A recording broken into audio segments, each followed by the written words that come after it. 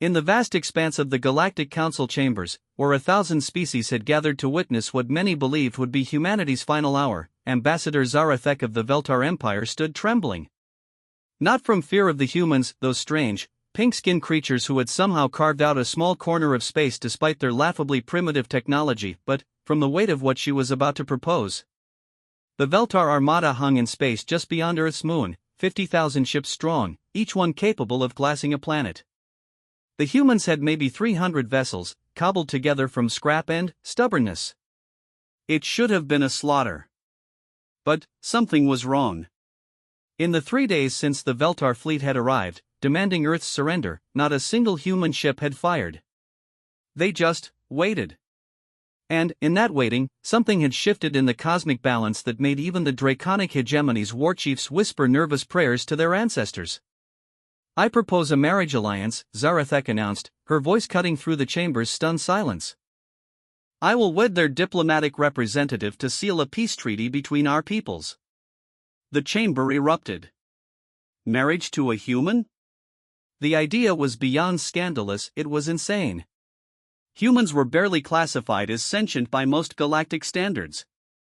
They had no psychic abilities, no energy manipulation powers, no quantum consciousness. They were just meat and stubborn ideas.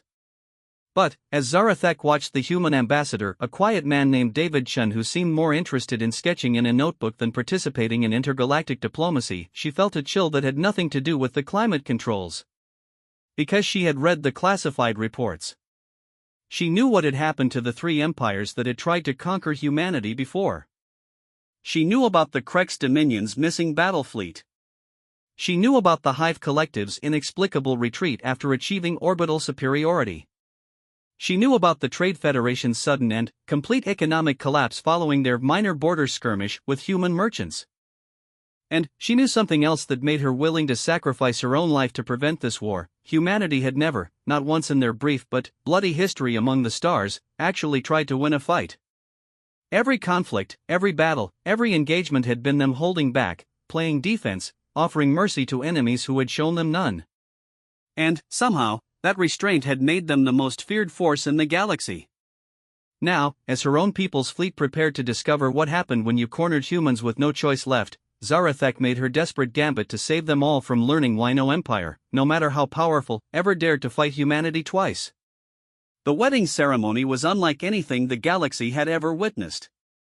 In the Great Crystal Cathedral of New Geneva, floating in Earth's orbital space, representatives from 12 major galactic powers watched as Ambassador Zarathek of the Veltar Empire bound herself in matrimony to David Chen, humanity's seemingly unremarkable diplomatic representative. Zarathek stood 7 feet tall, her crystalline blue skin catching the artificial starlight streaming through the cathedral's transparent walls. Her forearms moved in the traditional Veltar blessing patterns while her head tendrils swayed with nervous energy. Everything about her spoke of genetic perfection, of a species that had conquered death and transcended physical limitations millennia ago.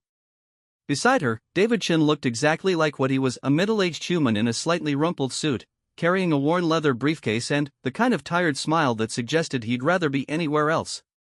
His only concession to the grandeur of the occasion was a small bouquet of earth daisies pinned to his lapel. "Do you, Zarathek, daughter of the Crystal Throne, take this human as your bonded partner in the spirit of eternal peace between our peoples?" The officiant, a neutral mediator from the Galactic Council, spoke in the universal trade language, her words broadcast to 1 trillion watching beings across known space. "I do," Zarathek said, her voice steady despite the magnitude of what she was committing to. She was giving up her claim to the Crystal Throne, her position in Veltar society, her very identity as she knew it. All to prevent a war that she was increasingly certain would destroy her people. The officiant turned to David. "Do you, David Chen, representative of humanity, accept this bond?" David's answer was quiet but clear. "I do." Then, he did something that made every alien diplomat in attendance tense. He smiled. Not the diplomatic smile they expected, but something warmer and more genuine. "And I promise to take very good care of her." The simple words sent ripples of confusion through the assembled crowd. Take care of her? She was a battle-hardened diplomat from one of the galaxy's most powerful empires. What could a human possibly offer someone like her? Admiral Korvac of the Veltar fleet, watching from his flagship's bridge, growled his displeasure. This was a mistake, he was certain. Humans were weak, primitive creatures who had somehow bluffed their way into galactic relevance. His fleet could end them in minutes. This marriage was just delaying the inevitable. Admiral, his tactical officer said, human vessels are moving into formation. Korvac's mandibles clicked in amusement. How many? 312, sir. Mixed classes, mostly converted civilian ships. Against our 50,000. Korvac studied the tactical display. They're not even powering weapons. No, sir. They appear to be escorting something. On the main viewer, a single human vessel approached the Veltar flagship. It was small, unmarked, and looked like it might fall apart if someone sneezed on it. A voice crackled over the communications array. This is Captain Sarah Martinez aboard the merchant vessel Lucky Strike.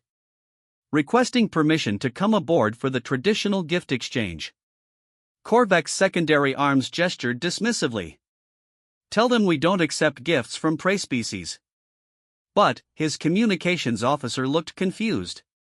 Sir, according to the marriage protocols we agreed to, the human delegation is entitled to present gifts to the bride's family. It's binding under the peace treaty. The admiral's eyes narrowed. He didn't like it, but they had signed the accords. Fine. One representative. Full security escort. Captain Martinez was exactly what Korvac expected a human to be: small, soft, completely unimpressive. She carried a simple wooden box and seemed fascinated by everything around her, asking questions about Veltar technology with the kind of innocent curiosity that made the Admiral's warriors uncomfortable. This is for the bride's family, she said, presenting the box. A traditional Earth gift. Korvac opened it dismissively, expecting some primitive trinket. Inside was a small, crystalline sphere that seemed to contain swirling galaxies. It was beautiful, but clearly just decorative glass. What is it? He asked. Martinez smiled the same warm smile David had shown. A memory sphere. It contains the complete historical records of every species humanity has ever encountered. Every culture, every story, every song. We thought you might like to know more about your new relatives. One of Korvac's science officers leaned forward, scanner in hand. After a moment, his face went pale. Admiral, this isn't glass. It's crystallized quantum information. The storage density, it's impossible. This sphere contains more data than our entire Imperial archives. That's not possible, Korvac snarled. Humans don't have that kind of technology. Martinez tilted her head thoughtfully. Oh, we don't. We traded for it with the Andromedans about 50 years ago. Nice people. They were having trouble with some pirates in the Magellan Clouds, so we helped them out. In exchange, they taught us how to make memory crystals. Every Veltar in the room went deadly still. The Andromedans were a myth, a legend whispered about by the oldest species in the galaxy.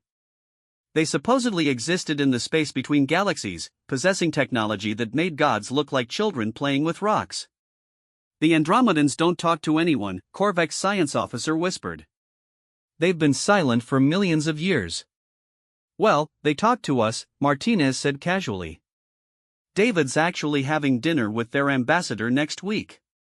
Something about jointly developing new translation protocols for first contact situations. Korvac felt something cold settle in his stomach. If humans had casual dinner relationships with beings that existed in galactic legend. But that's not the real gift, Martinez continued. She reached into her jacket and pulled out a simple paper envelope. This is. Inside the envelope was a single sheet of handwritten paper. Korvac read it twice before the words made sense. It was a receipt. For the purchase of the mineral rights to the Veltar Empire's 3 primary mining worlds. This is impossible, Korvac breathed. These worlds aren't for sale. They're the foundation of our economy. Martinez nodded sympathetically. Oh, we know. That's why we bought them from the Zephyrian Trade Collective 3 days ago. Apparently, the Veltar Empire defaulted on some loans about 40 years ago. The compound interest really added up. The Admiral's world tilted. The Zephyrians were galactic bankers, neutral in all conflicts. If they said the Veltar owed money. But, don't worry, Martinez added quickly.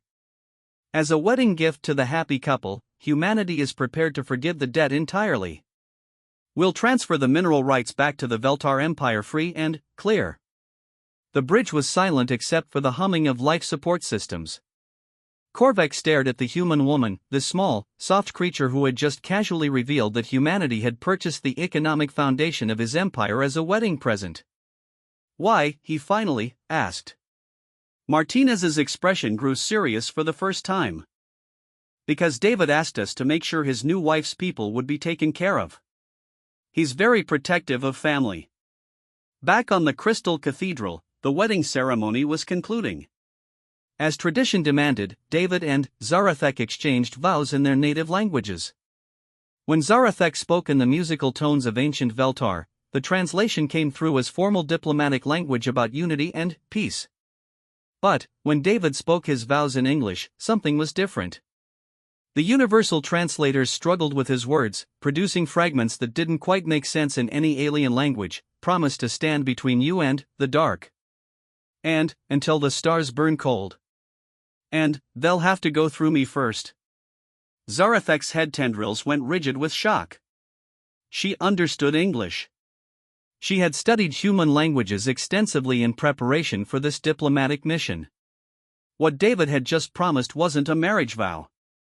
It was a declaration of war against anyone who might threaten her. The ceremony ended with the traditional sharing of light, where both partners contributed energy to a ceremonial flame that would burn for the duration of their bond. Zarathek channeled her psychic energy into a brilliant blue radiance that filled the cathedral. David simply reached into his jacket and pulled out a small electronic device. He pressed a button. Every light in the cathedral went out. Then, slowly, a new kind of illumination began to fill the space, not light exactly, but something that made seeing possible. It came from David himself, from his skin, his eyes, his breath. He was somehow generating visible electromagnetic radiation through pure biological processes. The alien delegates whispered in amazement and fear. Bioluminescence was known among several species, but this was different. This was controlled, directed, impossibly intense. David was producing more raw energy than a fusion reactor, and he was doing it as casually as breathing. How? Zarathek whispered, her scientific mind reeling. David's glowing eyes met hers, and his smile was warm despite the terrifying display of power. Trade secret. The Andromedans taught us a few tricks about energy manipulation. Turns out, once you understand quantum consciousness, biology becomes very flexible. The wedding feast that followed was a masterpiece of diplomatic cuisine, with dishes from a dozen worlds arranged in careful harmony. But Zarathek barely tasted any of it. She was too busy watching her new husband interact with the other delegates. With the Crystalline Hegemony's representative, David discussed recent advances in silicon-based consciousness research that supposedly didn't exist yet. With the Hive Queen's drone, he chatted about collective intelligence theory in a way that suggested intimate familiarity with hive mind psychology. With the Machine Commonwealth's ambassador, he debated the ethical implications of artificial sentience with the casual expertise of someone who had created and destroyed multiple AI civilizations.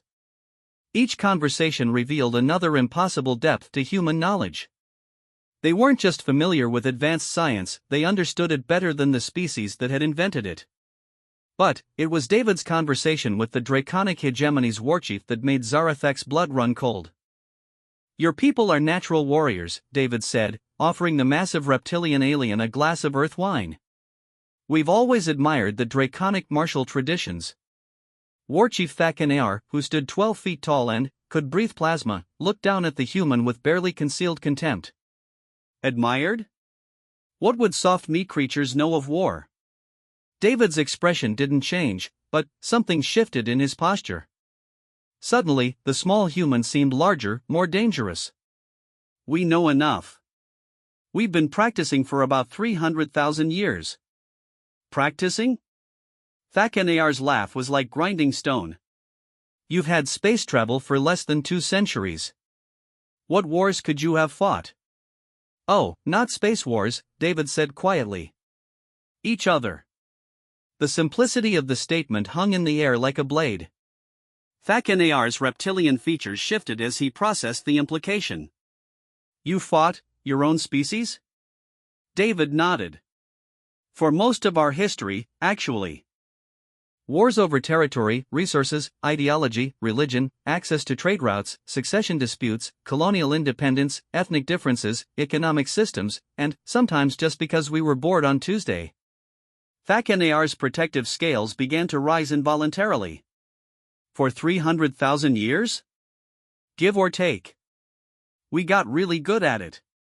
The last big one involved about 70 million casualties, and that was before we figured out nuclear weapons. After that, we decided maybe we should try fighting other people for a while. The war chief's voice came out as a whisper. How many humans died in your wars? David's eyes went distant for a moment, as if he was doing calculations. Total? Probably around 1.5 billion. Maybe 2 billion. It's hard to get exact numbers for some of the earlier conflicts. Every alien within hearing distance went silent. 2 billion casualties from internal warfare was beyond comprehension. Most species never experienced more than a few thousand combat deaths in their entire recorded history. And, now? Thakanar asked. David's warm smile returned. Now we apply that experience to protecting our friends. As the evening progressed, Zarathek began to understand what she had gotten herself into. Every human at the reception, the small diplomatic staff, the ship crews, even the catering personnel, displayed the same impossible combination of advanced knowledge and casual competence. They discussed quantum physics while arranging flowers, debated xenobiology while serving drinks, and solved complex mathematical proofs while tuning musical instruments. But it was the way they looked at each other that truly frightened her. There was a communication happening beneath the surface, a shared understanding that went beyond words or even telepathy. These humans weren't just working together, they were operating as a collective intelligence while maintaining individual personalities. When the reception finally ended and the alien delegates returned to their ships, Zarathek found herself alone with David in the private quarters that had been prepared for them. The space was simple but elegant, decorated with artifacts from both their cultures. You don't have to stay, she said quietly. This marriage was political. I don't expect. David interrupted her gently. Zara, I meant what I said in my vows. In human culture, marriage isn't just a political arrangement. When we make that commitment, we mean it. She studied his face, trying to understand this impossible creature she had bound herself to. Your people, they're not what we thought, are they? David's expression grew thoughtful. No, probably not. We've found that most species have some very strange ideas about humanity. We try not to correct them unless we have to. The reports I read, about the Krex Dominion, the Hive Collective, the Trade Federation, what really happened to them? David was quiet for a long moment, then walked to the window that looked out at the stars. The Krex tried to enslave us. We convinced them that slavery was economically inefficient and helped them transition to a post-scarcity economy. They're much happier now. And the Hive Collective? They thought individual consciousness was a disease and tried to cure us. We showed them how collective intelligence and individual thought could coexist. Now they're some of our closest allies. The Trade Federation? David's smile became rueful. They tried to monopolize intergalactic commerce. We introduced them to the concept of open-source economics and free information exchange. Their old system collapsed, but their standard of living improved by about 300%. Zarathek felt a chill run down her spine. You didn't destroy them. You improved them? We try to help when we can, David said simply. It's usually more effective than fighting. But, my people, the Veltar fleet, they came here to conquer Earth. David turned from the window and looked at her with those impossibly warm eyes. "I know. That's why I married you. Now they're family. And humans protect family." Outside the Crystal Cathedral, Admiral Korvac stared at his tactical displays in growing horror. The human ships hadn't moved from their defensive positions, but something was happening to his fleet. Ship after ship was reporting the same impossible phenomenon: their weapons systems were being upgraded. Not sabotaged. Not disabled. Upgraded. Somehow, without his crews even noticing, human engineers had boarded his vessels and improved their technology. Energy weapons were firing more efficiently. Defensive systems were operating at 200% capacity. Navigation computers were calculating jump coordinates with unprecedented accuracy. And every single improvement made his ships less capable of causing harm. The weapons upgrades made them non-lethal but more effective at disabling enemy vessels. The defensive improvements prioritized protecting civilian populations over military targets. The navigation enhancements made it virtually impossible to plot courses that might endanger inhabited worlds. "Sir," his communications officer reported, "we're receiving a message from the human vessel Lucky Strike." Captain Martinez's voice filled the bridge again. "Admiral Korvac, I hope you don't mind the small improvements we made to your fleet. Consider it another wedding gift. Oh, and if you're wondering how we did it, well, let's just say that when your species was still figuring out fire, we were already building starships. We've had a lot of time to learn things." Korvac's hands shook as he stared at the tactical display. 50,000 ships, each one now operating with technology that was generations beyond anything the Veltar had ever developed. And the humans had installed it all in a matter of hours, without triggering a single alarm. "What do you want from us?" he whispered. Martinez's reply was warm with genuine affection. "Just to take care of your daughter. David's very fond of his new wife." As the first day of the marriage concluded, Zarathek lay awake in the quiet darkness, listening to her husband's steady breathing beside her. Outside, she could see the lights of human ships moving through space in patterns too complex for her enhanced intellect to follow. She had married a human to prevent a war, believing she was sacrificing herself to save her people from a feudal conflict against a primitive species. Instead, she was beginning to realize she had married into something vast and ancient and impossibly powerful that had been pretending to be young and primitive for reasons she couldn't begin to understand. And, tomorrow, she would begin learning why no empire in the galaxy ever dared to fight humanity twice. 3 weeks into her marriage, Zarathek discovered that her husband was not who she thought he was. In fact, she was beginning to suspect that David Chen might not even be his real name. The revelation came during what should have been a simple diplomatic dinner aboard the neutral space station Harmony Point. Representatives from the major galactic powers had gathered to discuss trade agreements and territorial disputes, routine political theater that usually bored Zarathek to tears. But tonight was different. Tonight, she watched David navigate the complex web of galactic politics with an ease that suggested intimate familiarity with every species present, every historical grudge, every hidden alliance.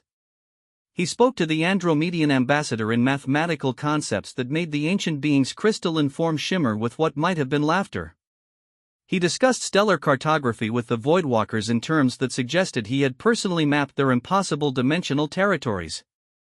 Most disturbing of all, he spoke to the Eternal Archives Keeper, a being so old that its memories stretched back to the birth of the galaxy like they were old friends catching up after a brief absence. "How long have you known my husband?" Zarathek asked the Archive Keeper during a quiet moment. The ancient entity's response came through quantum harmonics that bypassed language entirely, speaking directly to her consciousness. "Known? An inadequate term. We have existed in parallel awareness for approximately 12,000 of your years." Zarathek's world tilted. "That's impossible. Humans only achieved spaceflight 2 centuries ago." The Archive Keeper's attention turned to her fully, and she felt the weight of eons in its regard. "Child of crystal and starlight, your species measures time by the movement of matter through space. Some forms of existence transcend such limitations."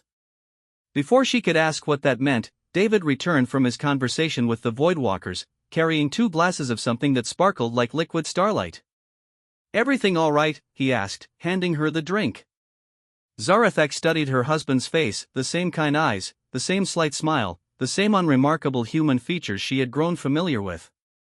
But now she was seeing something else underneath, a depth that seemed to stretch beyond the physical boundaries of his form. "David," she said carefully, "how old are you?" The question hung in the air between them. Around the reception area, conversations continued in a dozen alien languages, but Zarathek felt as if she and David existed in a bubble of sudden silence. "That's a complicated question," David said finally. "How old do you want me to be?" The evasion was gentle but complete. Zarathek felt a chill that had nothing to do with the station's environmental controls. "I want the truth," she said. David's expression grew thoughtful. He led her to an observation deck where they could see the swirling nebula that surrounded Harmony Point, its colors shifting in patterns that had inspired art and poetry from 1,000 worlds. "The truth," he said, "is that humanity is very, very old." He gestured to the nebula. "We were here when that was a cluster of newborn stars. We watched those stars live and die and become the cosmic dust that now dances in their gravity wells. We were here when the first of your people learned to shape crystal into tools. We were here when the draconic hegemony was just a collection of territorial lizards fighting over cave systems." Zarathek's enhanced mind reeled as she tried to process the implications. "But Earth's archaeological record, your technology level, your civilization. All very recent," David agreed. "About 50,000 years ago, we decided to try something new. We called it the human experiment." "Experiment?" David leaned against the observation deck's railing, his eyes distant with memory. "We wanted to see what would happen if we started over. Forgot most of what we knew, abandoned our advanced technology, and tried to rediscover civilization from the ground up. It was educational." Zarathek stared at him in growing horror and fascination. "You voluntarily regressed to a primitive state?" "Not regressed. Reset.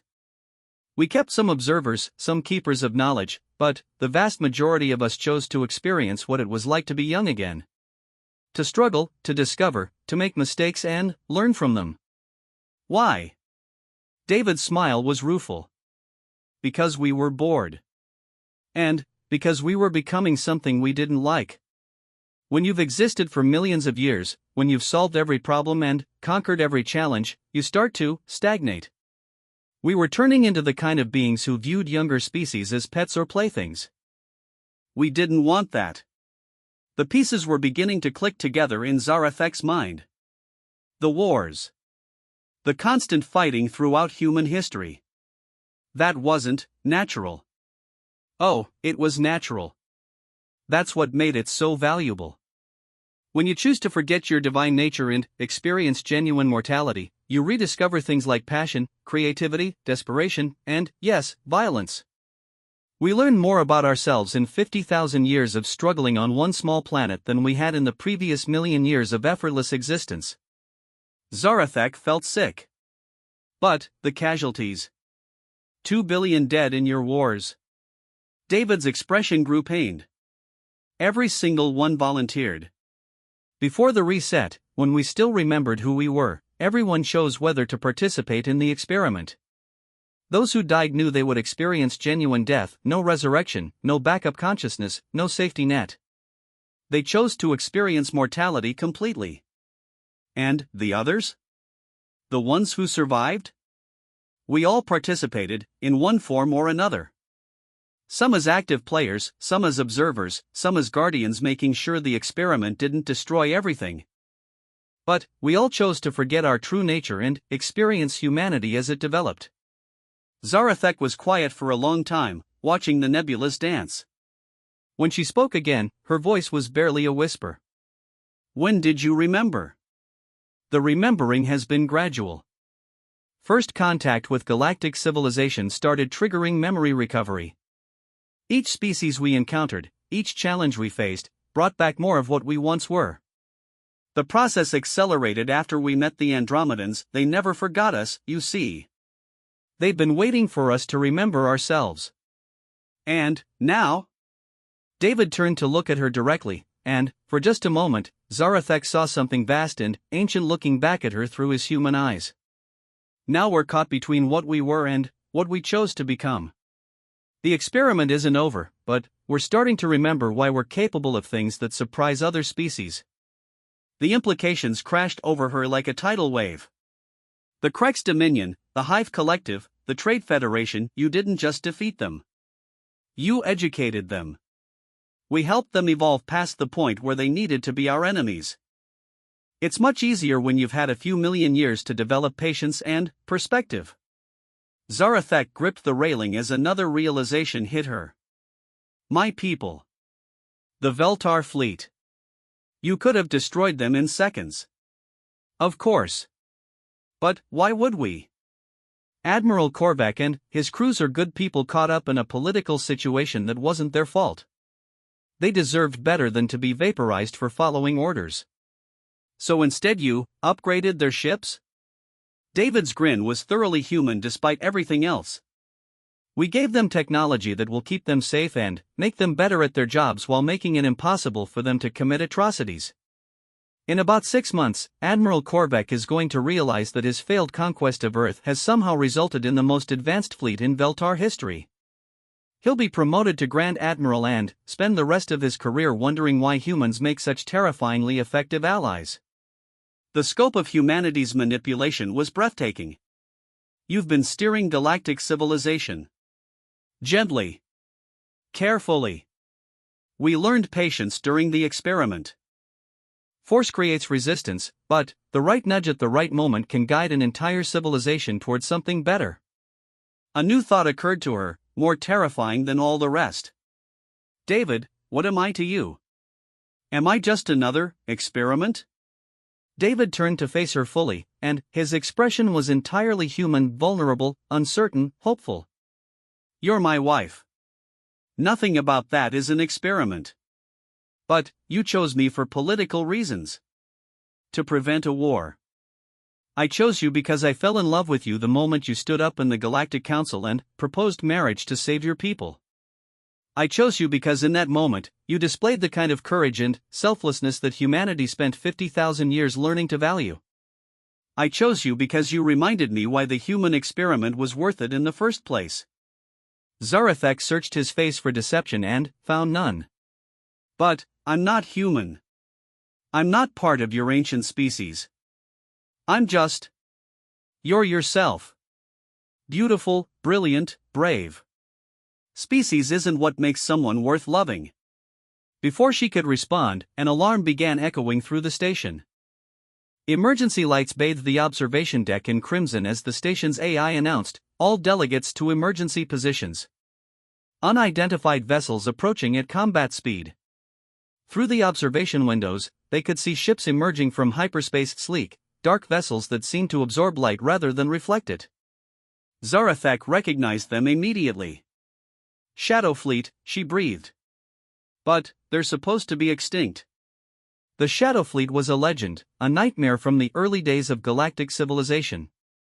Beings from outside the galaxy who had tried to conquer and consume entire star systems before mysteriously disappearing millions of years ago.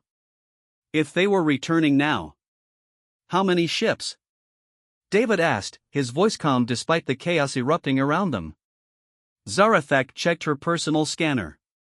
Sensors show, that's impossible. Thousands. Maybe tens of thousands. Well, David said, straightening his tie with casual precision, I suppose it's time for humanity to stop pretending to be harmless. He touched a small device on his wrist, and, suddenly, the air around them shimmered. When the distortion cleared, they were no longer alone on the observation deck. A dozen humans had materialized from nowhere, not transported, not teleported, simply stepping into existence as if they had always been there. But these weren't the same kind of humans Zarathek had grown accustomed to. These beings radiated power like miniature stars. Their eyes held the depth of cosmic time, and, when they moved, space itself seemed to bend around them. Status report, David said, his voice carrying an authority that made the station's hull vibrate in harmony. One of the newcomers, a woman who looked no older than 30 but whose eyes held the weight of eons, responded without consulting any instruments. Shadow Fleet Advance Force. Approximately 40,000 vessels. They're probing our defenses and broadcasting a consumption ultimatum to all inhabited systems. Time frame? 6 hours until they begin systematic harvesting of intelligent life. David nodded as if this was merely an inconvenient scheduling conflict. Options? Another figure, a man whose presence made Zarathek's quantum-enhanced senses scream warnings about spatial distortion, spoke up. We could convince them to leave. The usual methods: economic manipulation, technological superiority demonstration, philosophical conversion. Time requirements? Several months, assuming optimal cooperation. David shook his head. Too long. Civilian populations are at risk. A third voice, belonging to someone whose forms seemed to exist in several dimensions simultaneously: we could reveal our true nature and simply ask them to stop. And spend the next 1,000 years explaining to the galactic community why ancient humanity has been pretending to be a young species? David's expression was grim. The social upheaval alone would destabilize civilization for generations. So what do we do? Zarathek found herself asking. All eyes turned to her, and she realized she had spoken without permission to beings whose power levels were incomprehensible. But David's smile was warm and reassuring. We handle this the human way, he said. We protect our family. He turned to his companions. Full deployment. I want the Shadow Fleet convinced that attacking this galaxy was the worst mistake they've ever made, and I want it done without revealing our nature to the galactic community. The usual limitations, the woman asked. No permanent harm to their crews. No technology they can't reverse engineer eventually. No alterations to their basic psychology. But make it clear that consumption of intelligent life is no longer an option in this galaxy. As the other humans began to fade back into whatever dimensional space they inhabited, David turned to Zarathek. I need you to stay here and coordinate with the Galactic Defense Forces. Keep them calm, keep them organized, and don't let them do anything heroically stupid. Where are you going? David's expression was gentle but implacable. To have a conversation with some very confused interdimensional predators. Before she could object, he kissed her forehead softly. I love you, he said. And I promise this will all make sense eventually. Then, he was gone, not disappeared but simply no longer present in the same way that silence follows the end of music. Alone on the observation deck, Zarathek watched as something impossible began to happen in the space around Harmony Point. The human ships, those few hundred vessels that had seemed so pathetically outgunned, began to change. Not physically. Their hulls remained the same battered metal and improvised armor. But the space around them began to warp and bend, creating patterns of distortion that hurt to look at directly. Energy readings spiked beyond her scanner's ability to measure, and then settled into configurations that defied every law of physics she had ever learned. The Shadow Fleet's advanced scouts, moving at speeds that should have been impossible, suddenly found themselves moving through space that was no longer cooperating with their intentions. Ships that had been approaching at attack velocity were now somehow traveling away from their targets despite their engines continuing to fire forward thrust. And, in the center of the spatial distortions, David Chen, unremarkable human diplomat, stood in open space without protection, speaking to the Shadow Fleet's command vessels in a voice that carried across the vacuum as clearly as if he were standing next to them. Zarathek couldn't hear the words, but she could see the effects. One by one, the dark ships began to power down their weapons. Then, their engines. Then, their entire offensive systems. Whatever David was saying to them, it was working. It was also, Zarathek realized with growing amazement and terror, being broadcast live to every ship in the Galactic Fleet. Her own people, the Veltar warriors who had come here to conquer Earth, were watching a single human convince an interdimensional army to abandon their invasion through what appeared to be polite conversation. The marriage she had entered to prevent one war was about to end a conflict that could have consumed the entire galaxy. And her husband was conducting this miracle while standing in hard vacuum, talking to cosmic horrors as if they were neighbors who had gotten a bit too enthusiastic about their gardening. The conversation between David Chen and the Shadow Fleet lasted exactly 17 minutes. When it ended, 40,000 interdimensional warships simply left. Not in defeat. Not in retreat.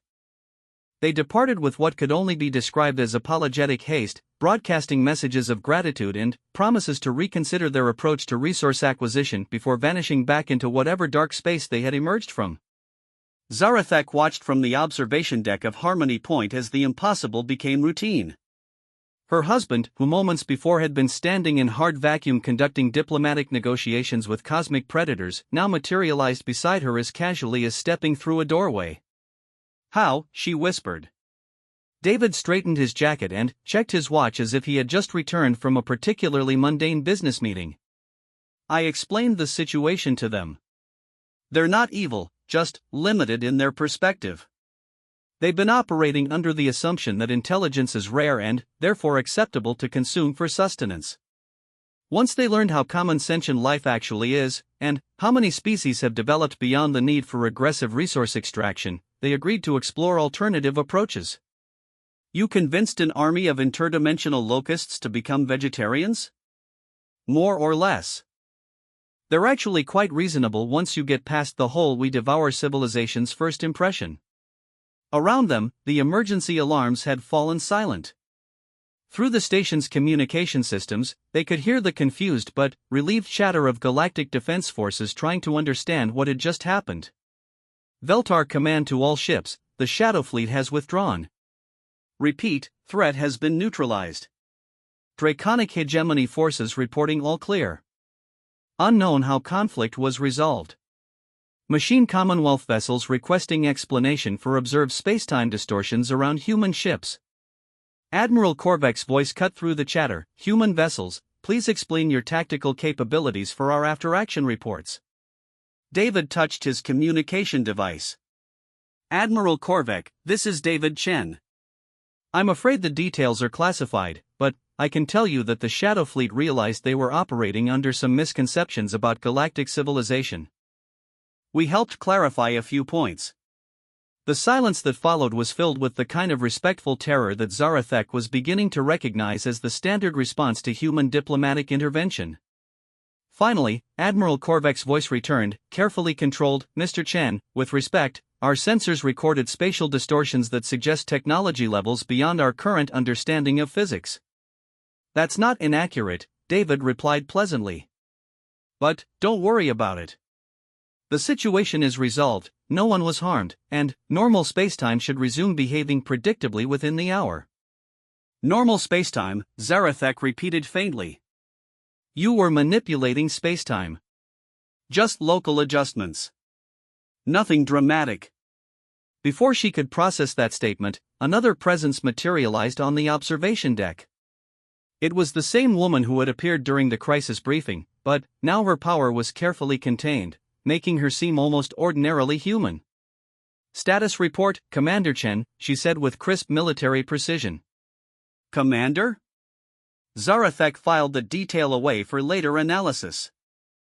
"Shadow Fleet has been redirected to productive activities," David reported. "They're interested in establishing trade relationships and learning more about post-scarcity economics. I suggested they start with the Andromedans. They appreciate philosophical discussions about the nature of existence." Galactic response? Confused but grateful. "No one's asking too many questions yet." The woman nodded. "Good. The Council's prepared a cover story about experimental human defensive technology. Nothing that will raise uncomfortable questions about our actual capabilities." "Council?" Zarathak asked. Both humans turned to look at her, and she realized she had again spoken without invitation. But David's expression remained warm and encouraging. "The Human High Council," he explained. "The governing body that oversees our species' interaction with galactic civilization. They've been managing our gradual reintegration since the memory recovery began." "How many of you are there? I mean, how many ancient humans?" The question hung in the air like a challenge.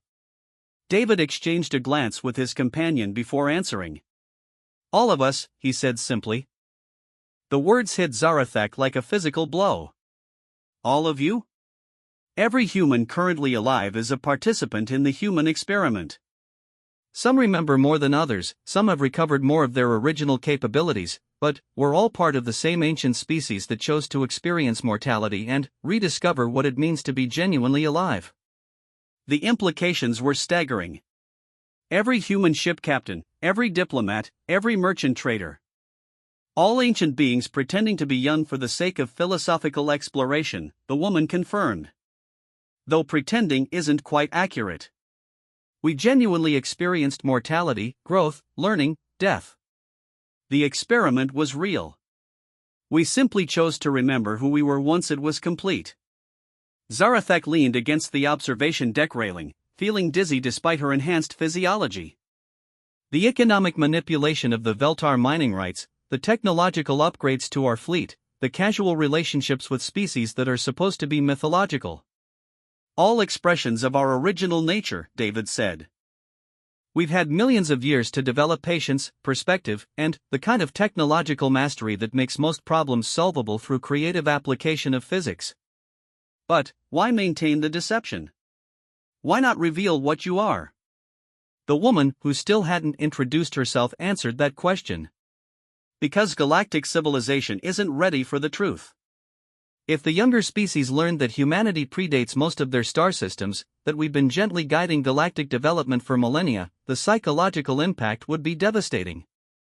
Social collapse on a galactic scale, David agreed. Species would either become dependent on us as parental figures or rebel against us as oppressive overlords. Neither outcome would be healthy for galactic civilization. So you pretend to be primitives. We are primitives, David corrected gently. That's the beauty of the human experiment. By choosing to forget our divine nature and rediscover it through genuine struggle, we became something new. We're not the same ancient beings we were before. We're those beings filtered through the experience of authentic mortality, growth, love, loss, and rediscovery. Zarathak was quiet for a long time, processing the magnitude of what she was learning. Finally, she looked up at her husband with a mixture of awe and frustration. Is there anything about you that's actually what it seems to be? David's smile was entirely human, warm, slightly uncertain, completely genuine. My love for you. That's exactly what it seems to be. The sincerity in his voice made her chest tighten with an emotion she couldn't name. But I'm so young compared to you. I'm barely a century old. And I spent 50,000 years forgetting how to be ancient so I could remember how to be surprised by beauty, challenged by intelligence, and moved by courage. You've taught me more about being genuinely alive in 3 weeks of marriage than I learned in the previous millennium of existence. The woman cleared her throat diplomatically. Commander, the Council requests a full debrief on the Shadow Fleet intervention. David nodded. Of course. He turned to Zarathak. I need to handle some administrative details, but this should only take a few hours. Will you be all right? I think so. But, David, what happens now? What happens to us? David's expression grew thoughtful. That depends on what you want. You've learned something about humanity that fewer than a dozen non-humans in the galaxy know. You could choose to forget. We have the technology to selectively edit memories without causing any harm. You could return to your people and remember this as a successful diplomatic marriage that prevented a war. Or you could choose to remember and help us figure out how to guide galactic civilization toward a point where the truth about humanity won't cause a complete social collapse. The choice was overwhelming. Forget everything and return to a simpler existence, or become complicit in a deception of galactic proportions. How long do I have to decide? Take all the time you need. This isn't a decision that should be rushed. After David and the woman departed for their council meeting, Zarathak remained alone on the observation deck, watching the normal traffic of galactic commerce resume around Harmony Point. Merchant vessels, diplomatic transports, and patrol ships moved through space in patterns that seemed routine and predictable. But now she saw the subtle signs of human influence everywhere.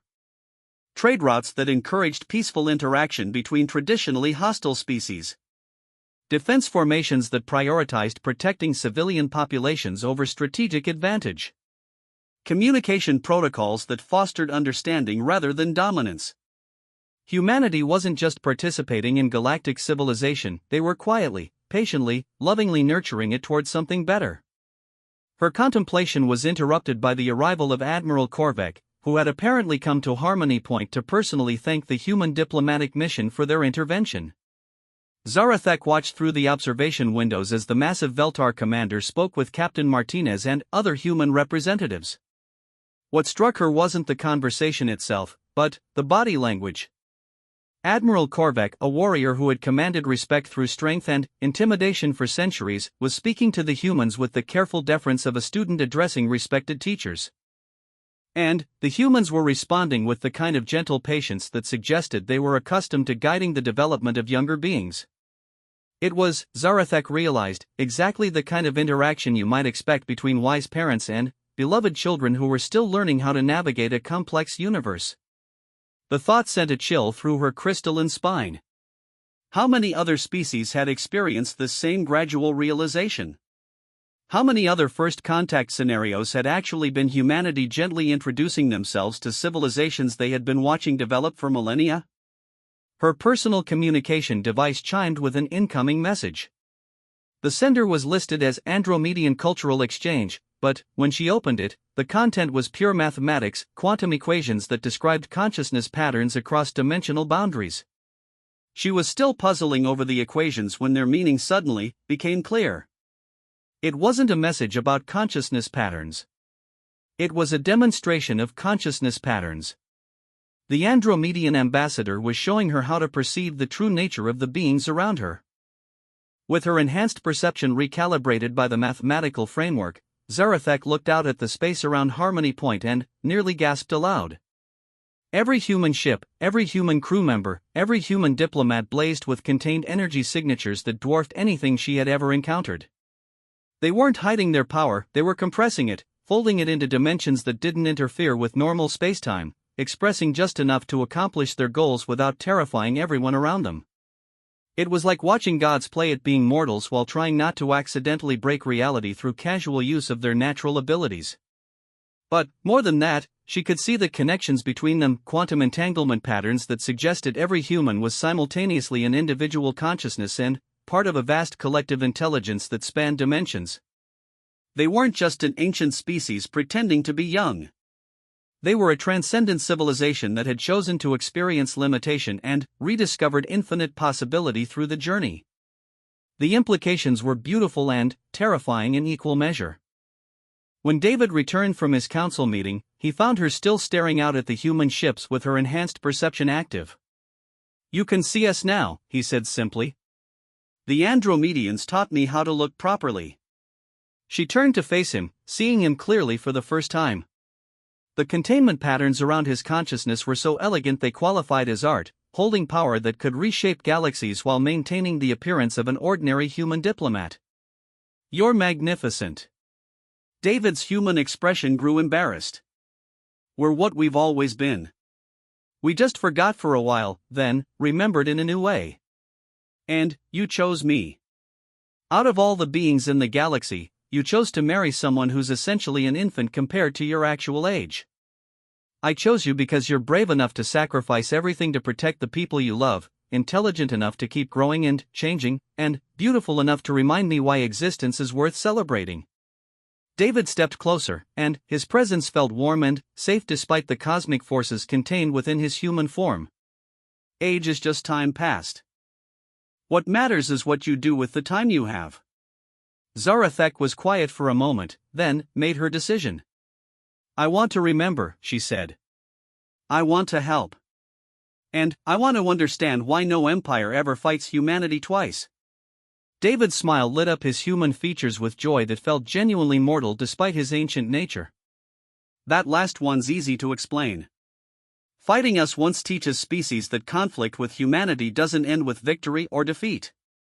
It ends with improvement." "Improvement?"